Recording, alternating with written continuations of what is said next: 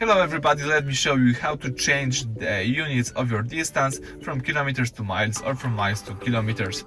And let me show you how to do it in every Tesla. Let's begin.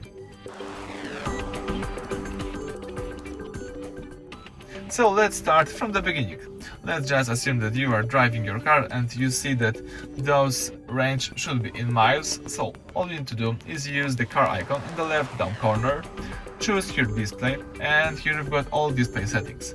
Scroll down and then you should find and select the distance. So here you can change it to miles, and as you can see it just changed, or you can change it back to kilometers. It depends on you. If you choose your region properly, it should itself adjust the units. For example, let me choose Spain. In Spain people use kilometers, so now we've got kilometers. But if you change it to United States, let me do it, it's somewhere, sorry, not here, let me change the region, it's somewhere here, United States, and as you can see it automatically changed to miles. So that's it for this video. Thank you for watching. Please subscribe to our channel, leave thumbs up under the video.